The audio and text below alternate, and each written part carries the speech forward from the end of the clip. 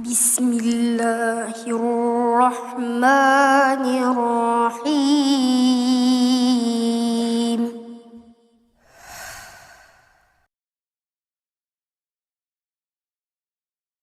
Assalamualaikum warahmatullahi wabarakatuh.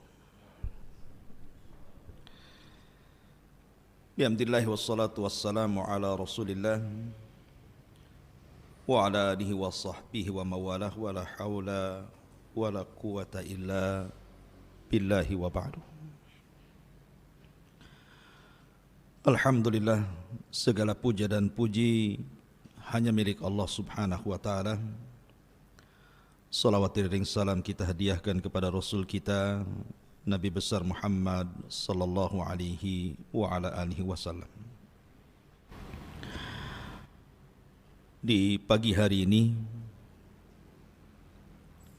insyaallah kita akan membahas satu tema tentang sebuah keyakinan kita kepada hari akhir, dan tema ini berkisar tentang tartib yang lebih dekat kepada dalil tentang beberapa peristiwa yang akan terjadi setelah kematian. Ma'asyiral muslimin yang dimuliakan Allah subhanahu wa ta'ala, secara umum ada beberapa peristiwa yang akan berlaku pada hari akhir setelah kematian. Pertama, al-ba'tsu wal khuruj minal kubur, kebangkitan dan keluarnya manusia dari kuburan-kuburan. Yang kedua, ardul mahsyar, di mana manusia akan dikumpulkan di sebuah tempat yang disebut dengan padang mahsyar. Kemudian yang ketiga, haudun nabi, telaga Nabi sallallahu alaihi wasallam. Kemudian yang keempat, syafa'atun nabi sallallahu alaihi wasallam, syafaat Nabi sallallahu alaihi wasallam. Kemudian yang kelima, al-ardu amam Allah, pembentangan amal di hadapan Allah subhanahu wa ta'ala. Kemudian yang keenam, kemudian ketujuh dan kedelapan, ini terjadi silang pendapat di antara ulama, mana yang lebih dulu, hisab, kemudian pembagian catatan atau suhuf, dan juga timbangan. Nanti saya jelaskan. Kemudian setelah itu inqisamun nas ajwajun, manusia akan dikelompok-kelompokkan sesuai dengan amalannya di bumi.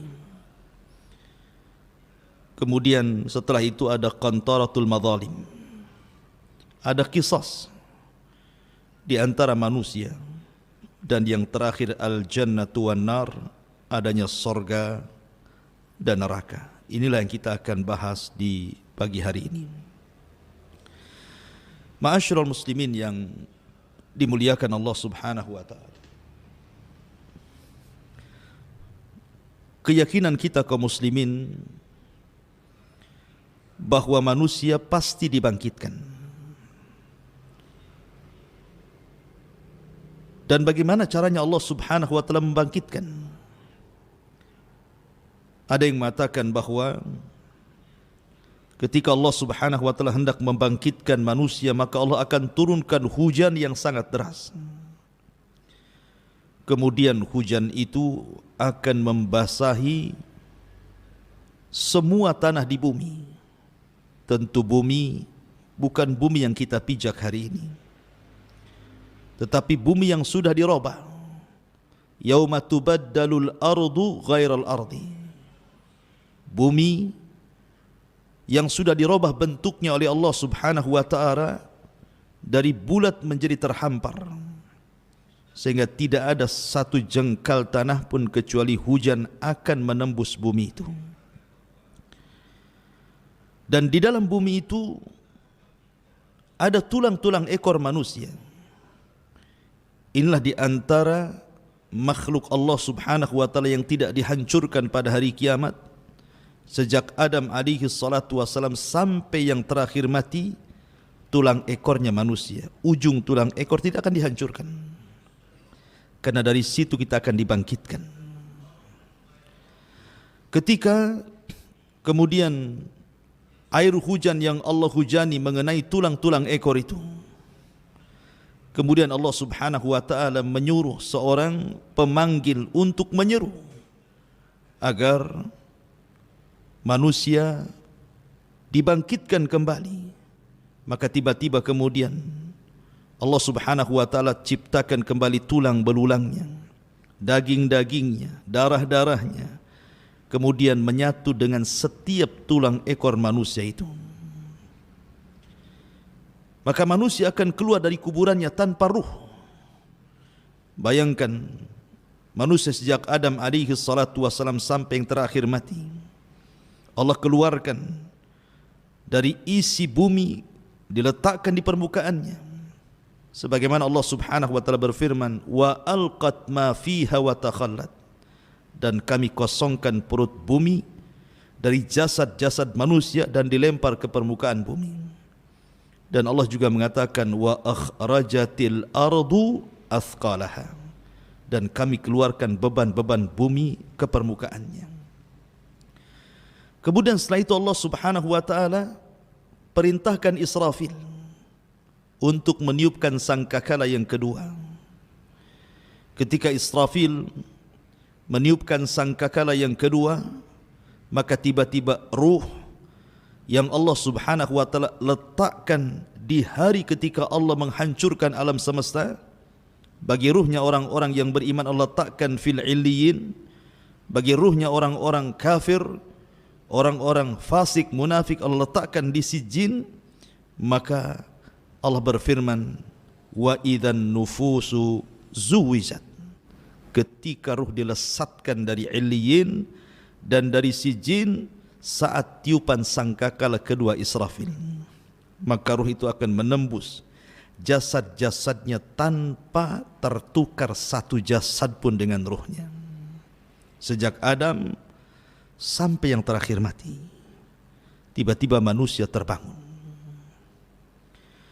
Dari sini manusia terbagi menjadi dua kelompok. Kelompok yang pertama, orang-orang kafir. Mereka mengatakan sebagaimana disebutkan dalam surah Yasin, ya wailana man ba'athana mim marqadina, duhai celaka aku, siapa yang membangkitkan aku dari tidurku.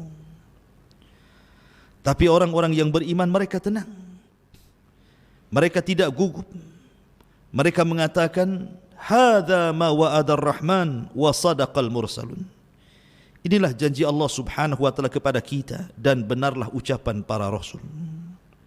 Maka manusia semua dibangkitkan dari kubur-kubur mereka. Inilah yang pertama, al-ba'tsu wal khuruj minal kubur, hari kebangkitan dan keluarnya manusia dari kuburan. Kemudian yang kedua, ardul mahsyar, ketika manusia sudah dibangkitkan dari kubur-kubur mereka. Kondisi mereka Allah Subhanahu wa taala sebutkan ada dua kondisi. Pertama, sebagaimana Allah sebutkan dalam surah Al-Qari'ah, Al-Qari'atu mal qari'ah wa ma adraka mal qari'ah yauma yakunun nasu kal farashil mabthuth. Allah gambarkan seperti farash yang dibangkitkan. Seperti farash itu artinya laron yang berterbangan ke sana kemari. Dan ayat yang lain menunjukkan kal jaradil muntashir, seperti belalang yang bertebaran. Artinya bahwa manusia ada yang bingung, tidak tahu tujuannya. Yauma yafirrul mar'u min akhi wa ummihi wa abi wa sahibatihi wa bani likulli imri'in minhum yauma idzin sya'nun yughni. Ada orang yang lari dari temannya, lari dari orang tua ayah ibunya, lari dari pasangan dan anak-anaknya, karena pada hari itu orang sibuk memikirkan diri sendiri. Tetapi ketika manusia kemudian dalam posisi tidak tentu arah, bagi orang-orang kafir tentunya, berbeda bagi orang-orang yang beriman, mereka terarah. Karena Allah Subhanahu wa taala berfirman, walladzina amanu wattaba'athum dzurriyyatuhum biimanin alhaqna bihim dzurriyyatuhum. Orang-orang yang beriman dan keimanannya ditularkan kepada keluarga besarnya, maka Allah Subhanahu wa taala akan kumpulkan mereka di padang mahsyar bersama keluarganya. Mereka tidak akan lari dari keluarganya. Itulah orang-orang yang beriman. Ma'asyiral muslimin yang dimuliakan Allah Subhanahu wa taala. Kemudian datanglah penyeru dari arah yang sudah ditentukan, agar manusia yang lari ke sana kemari berkumpul di satu titik. Itulah yang disebut dengan ardul mahsyar yang kedua, bumi di mana manusia akan dikumpulkan di situ. Maka dari mana-mana manusia, dari ujung barat, timur, selatan, dan dari mana-mana yang lari ke sana kemari, akhirnya berkumpul di satu titik yang disebut dengan bumi mahsyar. Ma'asyiral muslimin yang dimuliakan Allah Azza wa Jalla, disinilah manusia akan mengalami kesulitan hidup. Bagaimana tidak, matahari didekatkan 1 mil di atas kepala, tidak ada makanan, tidak ada minuman, keringat bercucuran, ada yang tenggelam seluruh badannya dengan keringatnya, ada yang tenggelam dengan keringatnya satu dada, satu pusar, satu lutut, sesuai dengan amalannya di dunia. Akan tetapi yang tersengat matahari itu hanya orang-orang kafir. Orang-orang yang beriman tidak akan tersengat matahari, karena ada naungan yang menaungi mereka. Sebagaimana Allah Subhanahu wa ta'ala terangkan bahwa orang-orang yang beriman itu fi dhilalin wa uyun, mereka akan ada payung yang akan menahan sinar matahari langsung ke atas kepala mereka. Mereka dinaungi. Itulah orang-orang yang beriman. Mereka tidak akan kepanasan, tidak seperti kepanasan orang-orang kafir, sehingga cucuran keringatnya sampai menenggelamkan mereka, sehingga kalau seandainya kapal dijalankan di atas keringatnya, maka kapal itu bisa berlalu. Ma'asyiral muslimin yang dimuliakan Allah Subhanahu wa taala, saat manusia kehausan karena mereka dibangkitkan dari kubur-kubur mereka, ibaratnya kita tertidur lama, kemudian kita dibangunkan, tentu yang pertama kali kita akan cari air karena kita haus. Coba saja Anda tidur 3 hari 4 hari kemudian terbangun, pasti yang ditanya air. Maka peristiwa yang ketiga adalah haudun Nabi sallallahu alaihi wasallam, telaga Nabi. Dan setiap nabi diberikan telaga. Dan Nabi sallallahu alaihi wasallam diberikan telaga. Panjangnya perjalanan 1 bulan, lebarnya perjalanan 1 bulan. Gelas ciduknya sejumlah bintang yang ada di langit. Air telaga Rasul warnanya putih, lebih putih dibandingkan susu.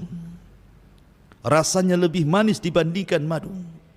Orang yang minum dari telaga itu, kata Nabi SAW, man syariba minhu falam yadma abada. Orang yang minum dari telaga itu tidak mungkin haus selamanya. Ma'asyiral muslimin yang dimuliakan Allah Azza wa Jalla, maka mulailah setiap umat mencari nabinya. Dan Nabi SAW sudah menunggu di telaganya. Maka satu persatu umat Rasul dan umat-umat yang lain meminum dari telaga yang sudah Allah Subhanahu wa taala anugerahkan kepada setiap nabi termasuk Rasul sallallahu alaihi wasallam. Dan yang pertama meminum telaga Rasul adalah ahlul Yaman dari kalangan Ansar, sahabat Nabi sallallahu alaihi wasallam. Kemudian disusul dengan Muhajirin, kemudian disusul dengan orang-orang mulia setelahnya. Tetapi tiba-tiba ada umat Rasul yang hendak mendekati telaga itu, tiba-tiba diusir, dihalau para malaikat. Sehingga kemudian Nabi SAW, karena dia seorang Nabi yang memiliki kasihan dengan umatnya, berteriak-teriak dan mengatakan, ummati ummati ya Rabb, itu umatku, biarkan mereka minum. Tapi Allah Subhanahu wa ta'ala katakan, ya Muhammad, innaka la tadri ma ahdatsu ba'dak innahum ghayyaru wa baddalu. Wahai Muhammad, engkau tidak tahu apa yang terjadi dengan umatmu sepeninggalmu.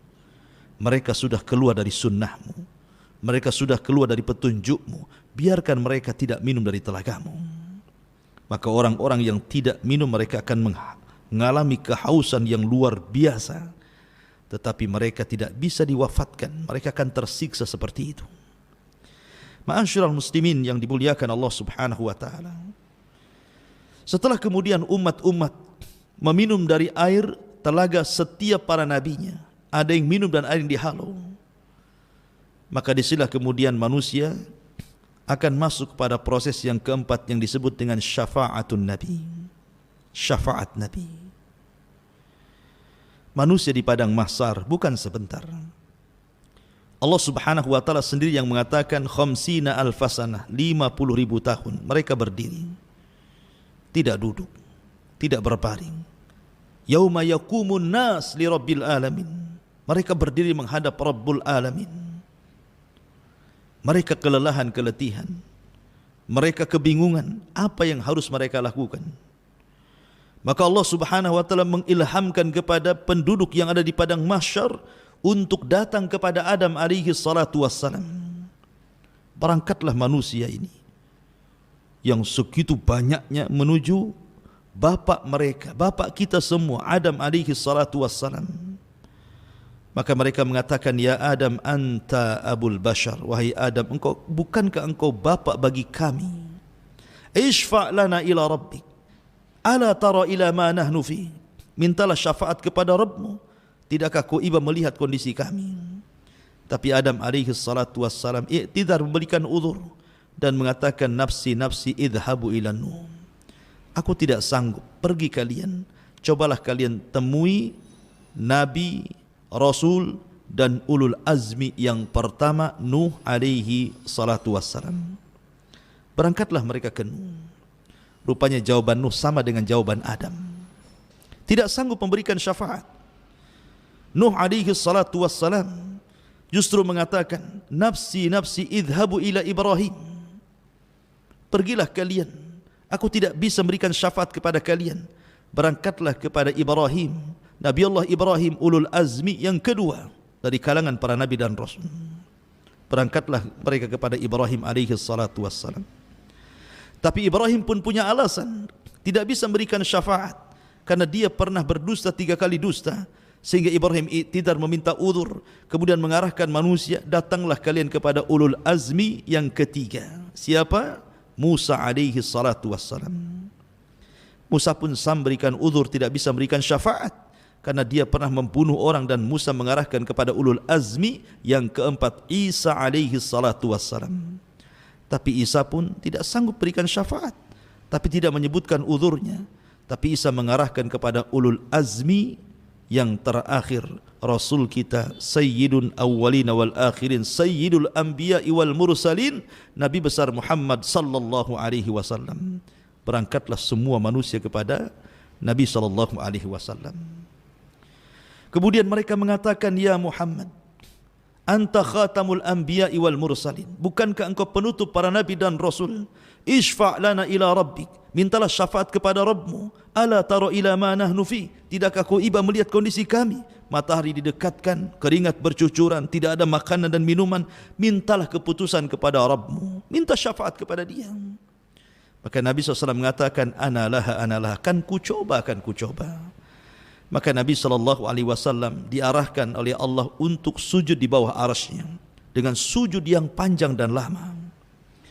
Sampai akhirnya Allah mendatangi Rasul SAW dan mengatakan, irfa ra'saka ya Muhammad, sal tu'ta, qul tusma, ishfa tushaffa. Wahai Muhammad, angkat kepalamu, bicara kau didengar, minta kau diberi, minta syafaatlah kau diberikan syafaat. Maka Nabi SAW akhirnya memberikan syafaatul udhmah bagi semua manusia, semua umat, baik umat Rasul atau umat sebelumnya. Dan itulah syafaat khusus yang Allah berikan kepada Rasul sallallahu alaihi wasallam dan tidak diberikan kepada para nabi dan rasul sebelumnya. Baru setelah pemberian syafaat, Tentu syafaat itu ada dua syarat. Al-idhnu war-ridha. Izin dari Allah, dan orang yang akan diberikan syafaat dapat ridha dari Allah Subhanahu wa taala. Dan manusia yang paling bahagia mendapatkan syafaat pada hari itu adalah orang yang senantiasa mengucapkan kalimat la ilaha illallah. As'adun nas bi syafaati yaumal qiyamah man qala la ilaha illallah. Manusia yang paling bahagia dengan syafaatku, kata Rasul, adalah orang yang istiqamah dengan kalimat la ilaha illallah. Tauhid, akidah, tidak menyekutukan Allah Subhanahu wa taala. Ma'asyiral muslimin yang dimuliakan Allah Azza wa Jalla. Baru setelah itu al-ardu amam Allah. Penampakan amal kita di hadapan Allah. Liyurau a'malahum. Faman ya'mal mithqala dzarratin khairan yarah. Waman ya'mal mithqala dzarratin syarran yarah. Liyurau a'malahum. Allah akan memperlihatkan amalannya. Dan Allah Subhanahu wa taala akan memanggil satu persatu manusia dan akan mengajak bicara dengan mereka. Anda jangan bayangkan bagaimana Allah Subhanahu wa taala mengajak bicara satu persatu. Sementara manusia yang dibangkitkan sejak zaman Adam sampai yang terakhir itu jumlahnya entah berantah berapa. Yang jelas innallaha ala kulli syai'in qadir, la tas'al amman yaf'al wahum, la tas'al amma yaf'al wahum yus'alun. Allah itu atas segala sesuatu mampu. Jangan kau tanya perbuatan Allah. Allah yang bertanya perbuatan kalian. Allah mampu mengajak bicara satu persatu. Tetapi ada juga orang-orang yang ketika dibangkitkan tidak dilihat Allah, tidak diajak bicara Allah, tidak disucikan Allah Subhanahu wa taala, dan sudah disiapkan adab yang pedih, naudzubillah. Karena memang kondisi orang-orang yang dibangkitkan itu berbagai macam. Di padang mahsyar ketika manusia dibangkitkan, ada yang dibangkitkan itu ketika dibangkitkan badannya sebesar semut. Di tengah-tengah manusia yang sangat besar sehingga dia harus terseok-seok menghindari kaki yang akan menginjaknya. Siapa mereka? Al-mutakabbirun, orang yang sombong di dunia merasa besar, di akhirat Allah kecilkan. Ada orang-orang yang kemudian berjalan terbalik, kakinya di atas, kepalanya di bawah. Bagaimana caranya? Innallaha ala kulli syai'in qadir. Ada orang yang dibangkitkan buta. Sebagaimana Allah Subhanahu wa taala mengatakan, Rabbi lima hasyartani a'ma wa qad kuntu basira. Ya Rabb, kenapa kau bangkitkan aku buta sementara di dunia aku melihat? Orang buta, bayangkan, kesana kemari, macam mana dia akan melangkah? Ma'asyiral muslimin yang dimuliakan Allah Subhanahu wa taala. Dan macam-macam orang dibangkitkan itu. Tentunya disesuaikan dengan amalannya. Lah ketika Allah Subhanahu wa taala memanggil satu persatu mengajak dialog, disitulah Allah Subhanahu wa taala menampakkan amalannya. Dan hamba ini akan mengakuinya. Kalau dia kemudian tidak mengakuinya, akan datangkan saksi-saksi pada hari kiamat, sehingga dia tidak bisa mengelak dari amalannya. Dan saksi-saksi itu begitu banyak. Nabi Allah Subhanahu wa taala berfirman, yauma nakhtimu ala afwahihim wa tukallimuna aydihim wa tashhadu arjuluhum bima kanu ya'malun. Pada hari mulut terkunci, tangan bicara, kemudian kaki menjadi saksi. Bahkan kulit-kulit ini akan bersaksi kepada badannya, sehingga kemudian badan protes kepada kulit dan mengatakan, lima syahidtum alaina, hei kulit, kenapa kau jadi saksi untuk badanmu sendiri? Kata kulit, antakanallah, Allah yang buat aku bicara. Bukan hanya badan kita, bahkan bumi yang kita pijak akan menjadi saksi. Yauma idzin tuhadditsu akhbaraha bi anna rabbaka awhalaha. Pada hari itu bumi akan bersaksi, menceritakan kabar-kabar para penghuni di atasnya.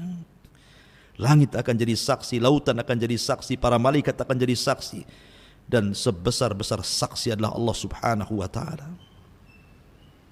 Siapa yang akan mengelak ketika kemudian amal kita ditampakkan di hadapan kita? Karena pada hari itu Allah Subhanahu wa taala berikan hafalan yang luar biasa untuk mencocokkan amalan yang ditampakkan dengan apa yang dilakukannya supaya tidak diingkari. Kita di dunia ini, satu minggu kemarin kita ngomong apa, kita berbuat apa, kita Terkadang lupa baru 1 minggu saja.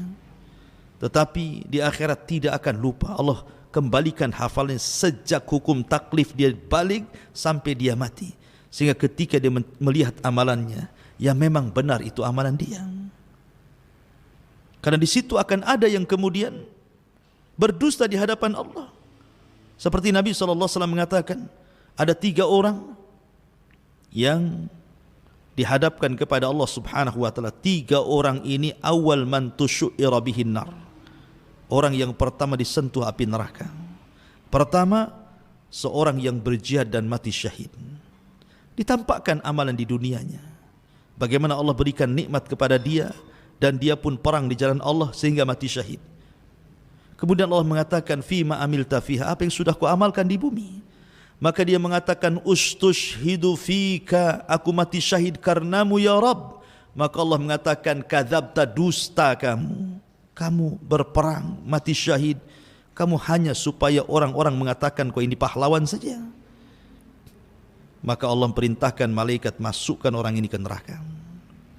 Kemudian didatangkan orang-orang yang pakar Quran. Selama di dunia dia mengajar Quran, diundang ke sana kemari untuk mengaji Al-Quran dengan suara yang indah. Kemudian dia meninggal, Allah pun panggil orang ini, kemudian ditampakkan amalan di dunianya. Kemudian dia pun mengenali dan mengakuinya. Kemudian Allah mengatakan, fima amilta fiha, lalu apa yang kau lakukan di dunia? Dia pun mengatakan, ya Rabb, aku membaca Quran karenamu, aku diundang membaca Quran di sini dan di situ karenamu. Maka Allah mengatakan, kadzabta, dusta kamu. Dusta kamu, kau membaca Quran supaya orang mengatakan kau seorang qari. Ya. Kemudian datangkan ahli sedekah. Ahli sedekah didatangkan. Kemudian dia mengatakan, ketika diperlihatkan amalannya, dia menyumbang masjid, menyumbang madrasah, fuqara wal masakin, anak yatim, orang yang berhajat dan membutuhkan. Tidak ada tempat yang perlu disedekahkan, disedekahkan.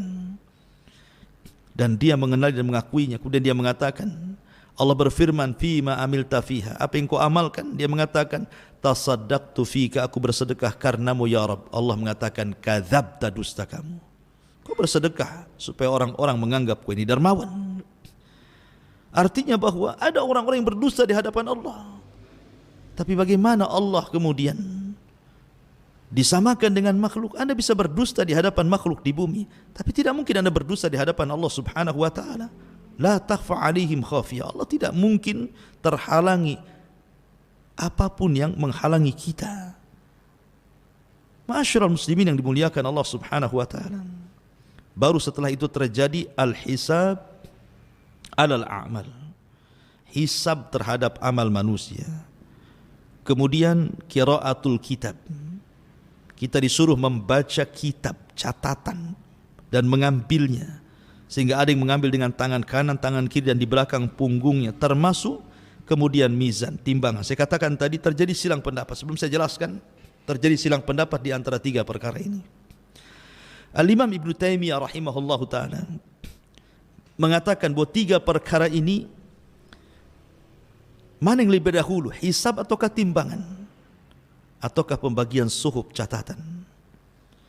Syekhul Islam Ibnu Taimiyah rahimahullah ta'ala mengatakan bahwa yang pertama timbangan dulu, kemudian yang kedua pembagian suhuf catatan, kemudian yang ketiga baru terjadi hisab.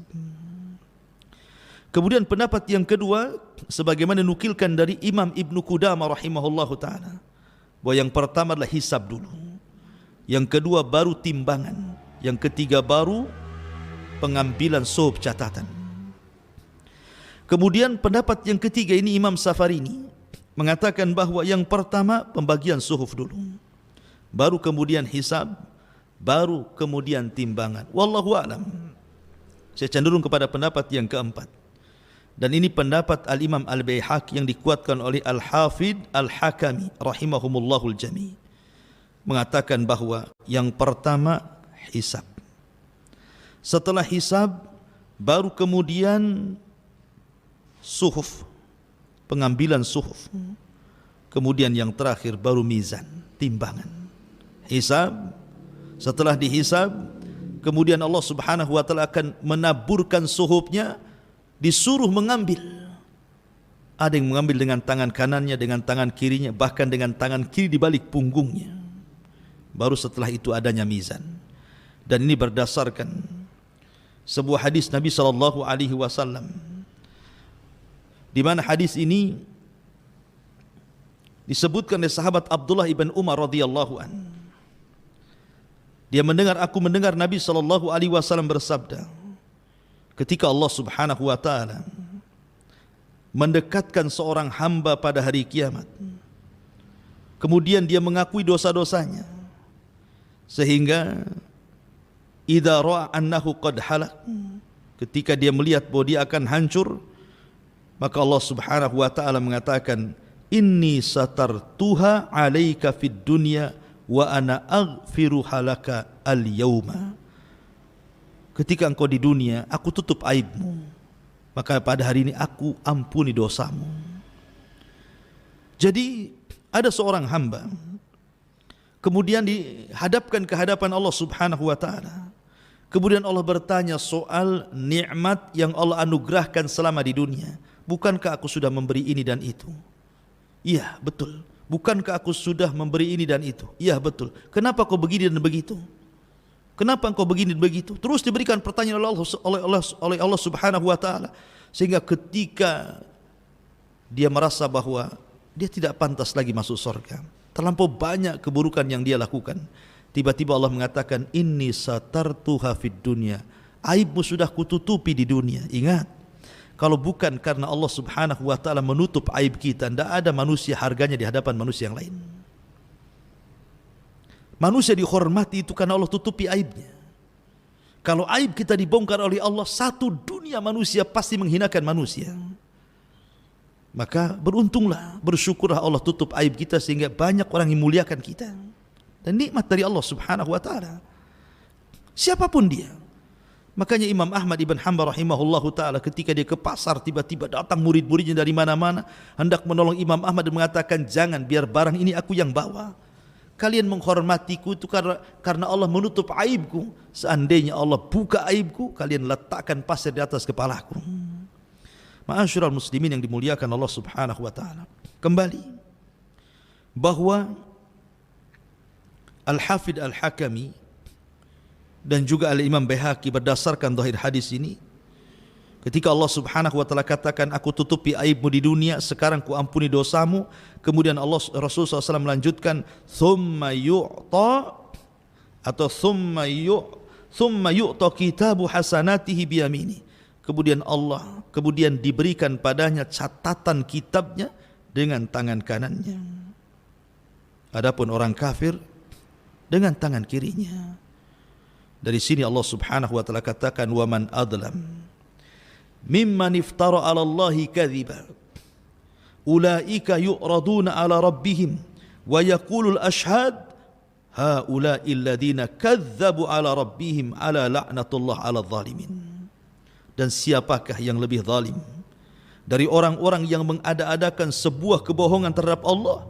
Mereka itu akan dihadapkan kepada Allah dan para saksi akan berkata, orang-orang inilah yang telah berbohong terhadap Tuhan mereka. Ingatlah laknat Allah ditimpakan kepada orang-orang zalim.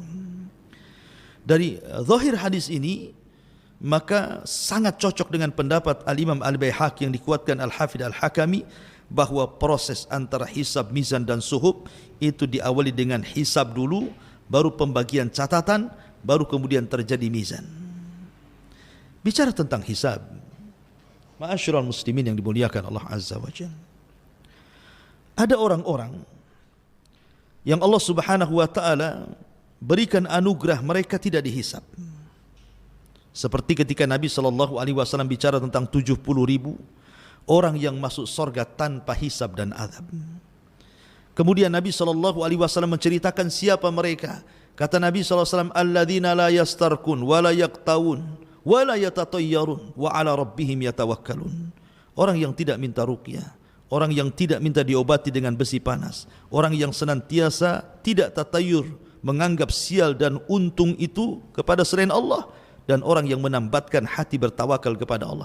Mereka lah sifat-sifat ini kalau terkumpul pada seorang hamba, maka orang ini akan masuk surga tanpa hisab dan azab. Dalam sebuah hadis yang lain, Nabi SAW bersabda, Idza kana yaumul qiyamah amara Allahu munadiyan yunadi. Apabila datang hari kiamat, maka Allah panggil penyeru untuk menyeru. Apa seruannya? Seruannya, man kana lahu 'ala Allah ajrun, barang siapa yang punya pahala di sisi Allah, berdirilah kalian. Kemudian berdiri orang-orang yang ketika di dunia suka memaafkan, mudah memaafkan. Faman 'afa wa aslaha fa ajruhu 'ala Allah. Karena Allah mengatakan barang siapa yang suka memaafkan, suka mengislah, maka pahalanya akan diberikan kepada Allah. Maka orang yang suka memaafkan dan suka islah, maka mereka akan masuk surga tanpa hisab dan adab.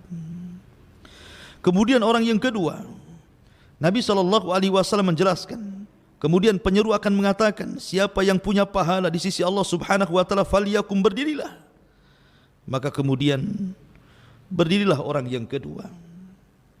Kemudian dikatakan kepadanya bahwa dia sudah melakukan ini dan itu. Dalam riwayat, mereka adalah orang-orang yang mati syahid. Maka orang-orang yang mati syahid, mereka punya pahala di sisi Allah Subhanahu wa taala. Maka dikatakan kepada orang-orang yang mati syahid, masuklah kalian ke dalam surga tanpa hisab dan azab. Kemudian juga penyeru menyerukan lagi, siapa yang punya pahala di sisi Allah Subhanahu wa taala, falyakum, berdirilah. Kemudian berdirilah orang-orang yang memiliki sifat ini, sifat itu, dan begitu seterusnya. Akhirnya kemudian orang-orang ini dimasukkan tanpa hisab dan tanpa adab, direct masuk surga. Sebagian para ulama ketika menyebutkan amalan-amalan yang mendatangkan seseorang sehingga ketika dia masuk surga tanpa dihisab dan diadab, di antara amalannya adalah amalan-amalan pertama, orang-orang yang istiqomah. Yang kedua, orang-orang yang punya akhlak yang indah. Yang ketiga, orang-orang yang senantiasa menjaga kewajiban-kewajiban Allah. Kemudian yang keempat, orang yang ittiba'us sunan, senantiasa mengikuti sunnah Nabi. Kemudian yang kelima, al-qiyam bi'a'malil ukhra, dia berusaha untuk beramal dalam rangka untuk orang lain. Kebaikannya diberikan kepada orang lain. Karena orang yang paling manfaatlah anfa'uhum linnas, orang yang manfaat bagi orang lain. Dan begitu seterusnya, termasuk orang yang menjalankan perintah, menjauhi larangan, kemudian sungguh-sungguh dalam beramal saleh, kemudian menjauhi larangan-larangan Allah Subhanahu wa taala. Maka amalan-amalan ini, kata para ulama, salah satu penyebab orang akan dibebaskan dari hisab dan adab. Jadi yang pertama ada hisab, maksudnya ada orang-orang yang tidak dihisab. Yang kedua, orang-orang kafir, mereka dihisab, tetapi bukan dihisab amalannya. Karena orang kafir tidak punya amalan, apa yang mau dihisab? Allah Subhanahu wa taala mengatakan, a'maluhum karomadin istaddat bihirrih, amal mereka bagaikan debu yang dihempas angin sehingga habis. Lalu apa yang dihisab? Amalan kebaikan yang enggak ada. Ulama mengatakan mereka tetap dihisab, tetapi bukan dihisab amalnya. Karena orang-orang kafir, orang musyrik tidak punya amalan. La in asyrakta la yahbatanna amaluka wa la takunanna minal khasirin. Kalau engkau melakukan kesyirikan, habis, lebur semua amalanmu, dan engkau termasuk orang-orang yang merugi. Maksud hisab bagi orang kafir hanyalah hisab takrir, hisab pengakuan kekufuran mereka. Bukankah kau sudah berzina? Ya. Bukankah kau sudah minum khamar? Ya. Bukankah kau sudah begini. Semua maksiat disebutkan dan dia mengiyahkan semuanya. Itulah hisabnya bagi orang-orang kafir, hisab takrir, formalitas, karena mereka tidak akan masuk surga. Ya. Kemudian bagi orang yang beriman, hisabnya dua. Ada hisaban yasira, memang mudah. Ada hisaban asira, hisab yang sulit. Apa bedanya hisab mudah dan hisab sulit? Kalau hisab itu mudah, ini disebut dengan hisabul ardi, di mana seseorang mukmin ketika dihadapkan kepada Allah, dia tidak dituntut menjawab pertanyaan. Dia hanya disuruh mendengarkan. Ketika Allah Subhanahu wa taala menyebutkan pahala dan dosanya di bumi, dia mendengarkan semuanya. Ya. Dia mengakui, tapi dia tidak dituntut untuk menjawab. Maka ini hisaban yasira, hisabnya mudah. Tapi yang kedua dituntut menjawab. Bukankah aku sudah begini dan begitu? Kemudian dia menjawab. Bukankah aku sudah begini dan begitu? Kemudian dia menjawab.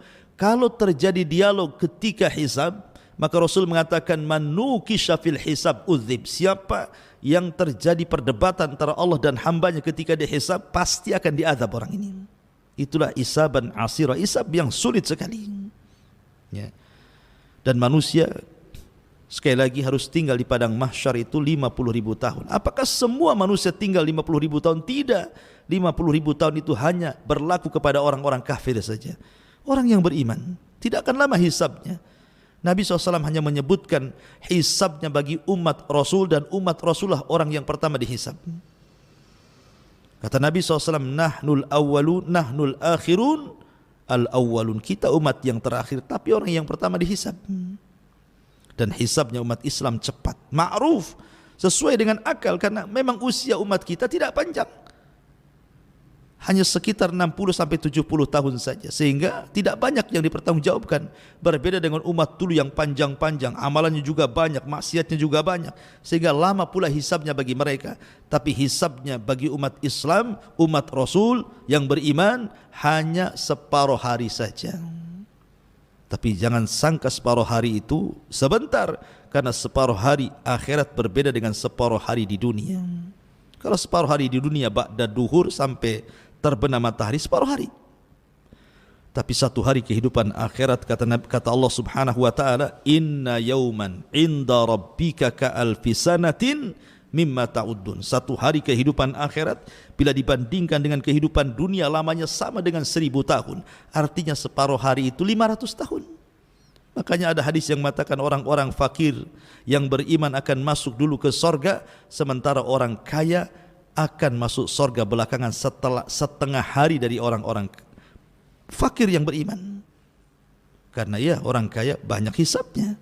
Min aina iktasabahu wa fima anfaq. Dari mana kau dapati harta itu, kemana kau belanjakan?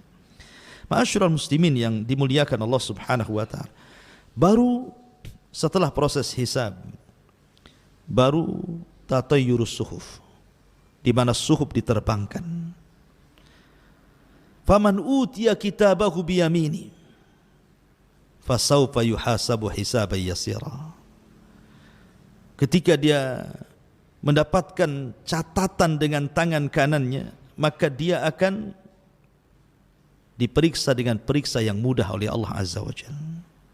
Hisab yang mudah. Tapi fa'amman utiya wara'a dhahri, dalam ayat yang lain utiya bishimali, barang siapa yang mengambil catatannya dengan tangan kiri atau di belakang punggungnya, celakalah dua kelompok ini.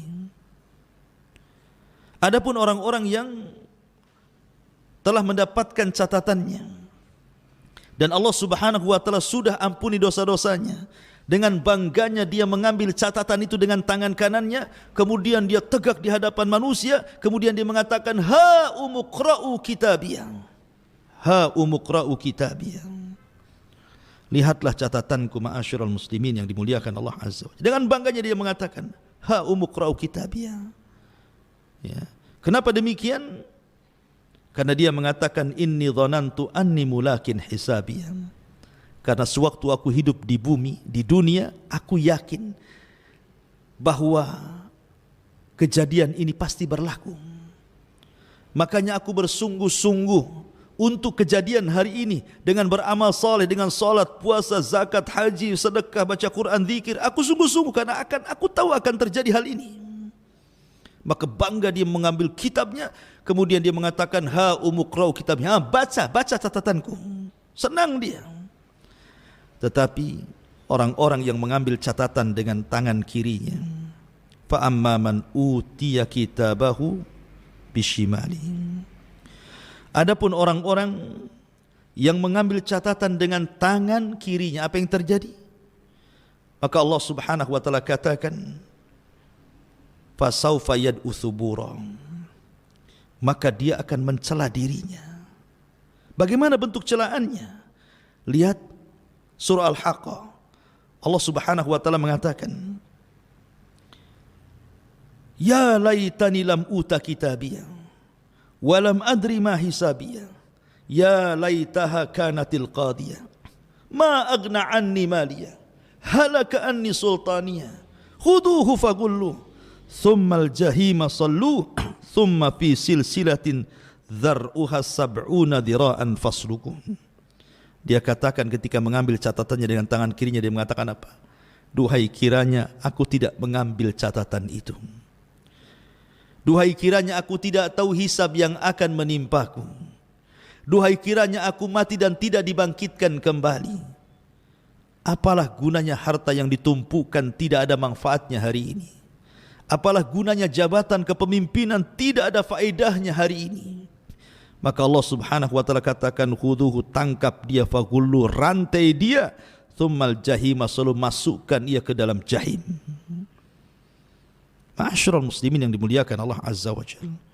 Dan orang yang mengambil catatan dari punggungnya, dan mereka adalah orang-orang munafik, ghayatul kufri, sekufur-kufurnya orang kufur itu munafik. Maka Allah Subhanahu wa taala sediakan satu neraka bagi mereka, innal munafiqin fi darkil asfali minan nar. Orang-orang munafik akan diletakkan di intip neraka yang paling dasar. Ma'asyiral muslimin yang dimuliakan Allah Subhanahu wa taala. Baru setelah kemudian mereka mengambil catatan-catatannya, maka Allah Subhanahu wa taala akan datangkan mizan, timbangan. Apa yang ditimbang? Orangnya. Yang kedua, amalannya. Yang ketiga, catatannya. Faman thaqulat mawazinu fahuwa fi 'ishatir radiyah. Wa amma man khaffat mawazinu fa ummuhu hawiyah wa ma adraka ma hiya narun hamiyah. Siapa yang berat timbangan kebaikannya, maka dia diberikan kehidupan indah di surga. Siapa yang ringan amalan kebaikannya, maka dia akan dimasukkan ke neraka hawiyah. Wa ma adraka ma hiya. Apa neraka hawiyah itu? Narun hamiyah, neraka yang menyala-nyala. Ma'asyiral muslimin yang dimuliakan Allah Azza wa Jalla. Kemudian setelah itu terjadilah inqisamun nas. Manusia akan digolongkan bersama golongannya. Allah Subhanahu wa taala berfirman, "Ukhsyurul ladzina zalamu wa ajwajuhum wa ma kanu ya'budun min dunillahi fahduhum ila siratil jahim." Diperintahkan kepada para malaikat, kumpulkanlah manusia-manusia yang zalim itu beserta teman-teman sejawat mereka dan apa yang dahulu telah mereka sembah selain daripada Allah, lalu tunjukkanlah kepada mereka kemana jalan neraka. Jadi Allah Subhanahu wa taala setelah melakukan proses hisab, kemudian pembagian catatan, kemudian terjadi timbangan, kemudian sudah diketahui mana yang mengambil catatan dengan tangan kanan ataukah tangan kirinya, mana timbangan yang berat kebaikannya ataukah keburukannya, maka manusia akan digolongkan bersama sesembahan mereka. Bagi yang nyembah batu dikumpulkan dengan batunya, bagi yang nyembah pohon dikumpulkan dengan pohonnya, bagi yang nyembah iblis dikumpulkan dengan iblisnya, dan begitu seterusnya. Kemudian Allah mengatakan, fahduhum ila siratil jahim. Kasih tahu alamat ke neraka. Kasih tahu orang-orang ini ke alamat ke neraka. Maka Allah katakan, wasiqal ladzina kafaru ila jahannama zumara. Maka Allah akan kiring orang-orang kafir untuk dimasukkan ke neraka jahannam. Na'udzubillah. Ketika orang-orang kafir sudah masuk neraka, ya, ma'asyiral muslimin yang dimuliakan Allah Azza wa Jalla, yang sebelumnya tentu terjadi qisas dulu. Sebelum mereka dimasukkan ke dalam neraka, di sini akan terjadi qisas. Qisas antara orang yang beriman dengan orang kafir. Boleh jadi ada orang beriman menipu orang kafir, atau sebaliknya orang kafir menipu orang yang beriman. Qisas bagi orang kafir yang menipu orang beriman untuk memberatkan siksa dia di akhirat. Qisas bagi orang yang beriman yang mendolimi orang kafir mengurangi pahalanya, sehingga boleh jadi dia tidak selamat atau selamat kalau masih sisa pahalanya. Dan itu terjadi sebelum mereka menyeberang titian siratal mustaqim. Ma'asyiral muslimin yang dimuliakan Allah Azza wa Jalla. Sampai Abdullah bin Abbas radhiyallahu anhuma mengatakan, bagaimana bentuk kisahnya? Kalau seandainya dia membunuh manusia, maka yang dibunuh akan datang kepada Allah, tangan kirinya membawa kepalanya, tangan kanannya menyeret orang yang membunuhnya, kemudian dia akan mengatakan, Ya Rabb, sal hadha lima qatalani. Ya Rabb, tanya orang ini kenapa dia sampai membunuhku. Bayi-bayi yang dibuang, bayi-bayi haram dari hasil perzinahan, yang dibuang di tong-tong sampah, disolokan, di kardus sehingga tidak tertolong kemudian mati, maka Allah mengatakan wal mau'udatu su'ilat bi ayyi dzambin qutilat. Bayi itu tidak berkepala, kepalanya dipegang tangan kirinya, tangan kanannya menyeret orang tuanya dan mengatakan, Ya Rabb, sal hadza lima qatalani. Ya Rabb, tanya ibuku kenapa dia membunuhku, kenapa dia sampai tega membunuhku. Wal mau'udatu su'ilat bi ayyi dzambin qutilat. Bayi-bayi itu akan bicara, atas dosa apakah aku bunuh, katanya. Ya, terjadi kisah di sini. Ya. Baru setelah itu manusia digolongkan menjadi 3 kelompok: mukmin, kafir, munafik. Yang kafir direct masuk neraka, tidak sempat meniti titian siratal mustaqim. Sehingga manusia cuma 2 kelompok saja, mukmin dan munafik. Disitulah Allah Subhanahu wa ta'ala membagi-bagikan cahaya kepada setiap orang-orang yang beriman. Cahaya ini disesuaikan dengan amalannya. Ada yang besar, ada yang setengah besar, ada yang kecil, ada yang redup, gitu ya. Dan ini modal kita untuk meniti titian siratal mustaqim. Maka ada yang melesat seperti kilat, ada yang melesat seperti kuda balap, ada yang melesat seperti orang menunggang unta, ada yang melesat seperti orang pelari, ada yang kemudian harus jatuh kemudian bangkit, ada yang terkena kalalib. Kalalib adalah rantai yang berduri yang menghantam ke sana kemari. Terkadang terhantam harus masuk ke jahanam, terkadang dia selamat tetapi sudah habis badannya, tetapi semua karena rahmat dari Allah Subhanahu wa ta'ala. Tetapi orang-orang munafik, ma'asyiral muslimin yang dimuliakan Allah Subhanahu wa ta'ala, Allah mengatakan, Yauma taral mu'minina wal mu'minat yas'a nuruhum baina aydihim wa bi aymanihim bushra lakumul yaum jannatin tajri min tahtihal anhar khalidina fiha dzalika huwal fawzul azim. Pada hari engkau akan melihat orang-orang yang beriman laki-laki dan perempuan, betapa cahaya mereka bersinar di depan, di samping kanan mereka.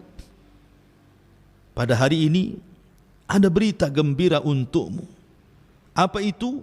Kalian berhak mendapatkan sorga-sorga yang mengalir di bawahnya sungai-sungai, mereka kekal di dalamnya. Demikian itulah kemenangan orang-orang yang agung. Orang yang beriman akan selamat meniti titian siratal mustaqim. Tapi lihat bagaimana orang munafik.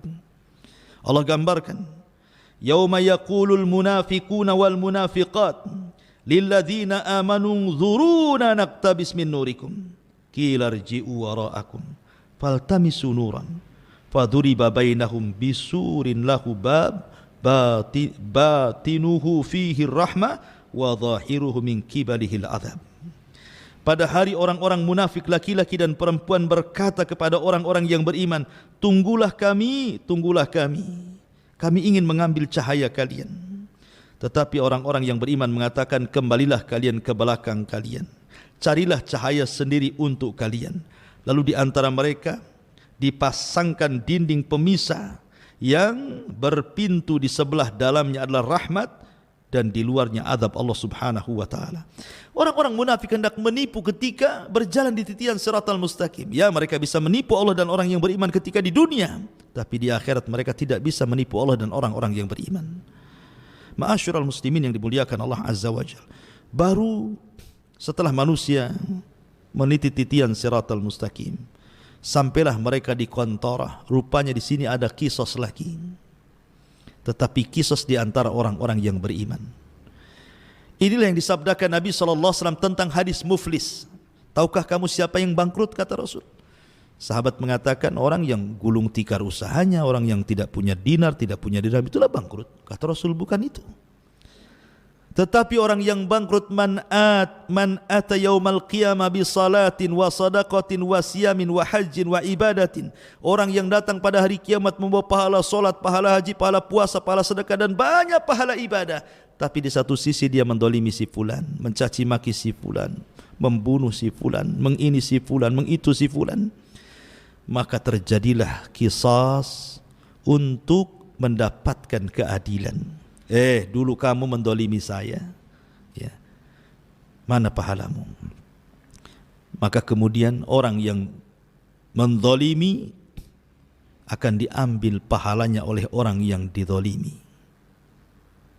Ketika dia banyak mendolimi orang sehingga pahalanya habis dibagi-bagikan kepada orang tersebut, habis, dia tidak punya pahala lagi. Sementara orang yang didolimi masih banyak. Maka orang-orang ini akan mengatakan, mana pahalamu? Dia mengatakan, pahalaku sudah habis, terlampau banyak orang yang kudolimi. Kalau kau tidak punya pahala sebagai barter, aku punya dosa, ambillah dosaku untukmu. Inilah bangkrut. Bahasa kita kalau pedagang itu sudah hilang modalnya, banyak hutangnya, sudah hilang pahalanya, nanggung dosa orang. Itulah orang bangkrut.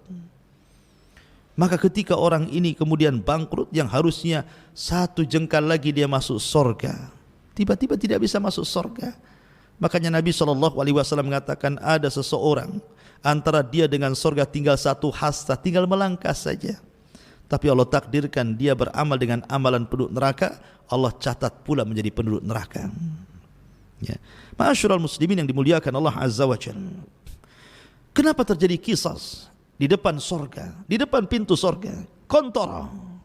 Supaya ketika orang yang masuk ke dalam surga itu, wa naza'na ma fi sudurihim min ghillin ikhwana, kami cabut di dada-dada para penghuni surga itu kedengkian, karena sudah puas dengan keadilan. Di dunia, walaupun mengikuti syariat Islam, belum tentu ada rasa keadilan. Apalagi tidak mengikuti syariat Islam. Contoh, seseorang membunuh, kemudian keluarga korban minta dikisos dibunuh. Apakah keluarga korban puas? Tidak. Banyak yang tidak puas walaupun sama-sama dibunuh. Karena terkadang ya wajar saja dia yang membunuh preman, tapi yang dibunuh keluarga saya ini orang yang menopang kehidupan keluarga. Tanpa dia siapa yang memberi makan kami? Walaupun sudah sama-sama dibunuh, kisos nih, keadilan belum ada. Ya. Itu yang ikut syariat Islam kan, secara hati itu kayaknya kurang puas. Tetapi di akhirat diulang lagi kisos itu. Ya. Di dunia sudah kisos, diulang lagi. Supaya apa? Supaya hati-hati kedengkian, kebencian, dendam itu hilang semuanya, sehingga masuk surga betul-betul menjadi satu hati. Tidak ada dengki, tidak ada hasad, tidak ada dendam, tidak ada emosi. Karena di surga itu semua salam, semua salam, semua selamat. Selamat lisannya, selamat hatinya, selamat perbuatannya, semua selamat. Makanya disebut Darussalam. Ya, Darussalam. Fisik manusia selamat, tidak kencing, tidak berak, tidak meludah, tidak ada dahak, tidak bau. Perempuannya tidak haid, tidak ada nifas. Mereka makan, minum, dikeluarkan dengan keringatnya. Semua selamat, selamat fisiknya, selamat akhlaknya, selamat lisannya, selamat matanya, selamat, semua selamat. Itulah surga. Dari sini menunjukkan bahwa inilah di antara tartib peristiwa-peristiwa yang akan berlaku setelah kematian. Mudah-mudahan menjadi ibrah bagi kita semuanya.